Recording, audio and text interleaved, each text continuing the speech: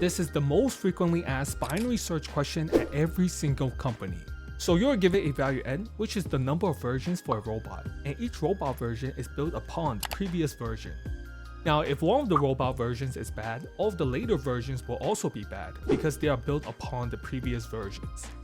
Now, each of the robots has a version label from 1 to n. We want to find the first version that is bad, and we are also given a boolean method which returns true if the version is bad.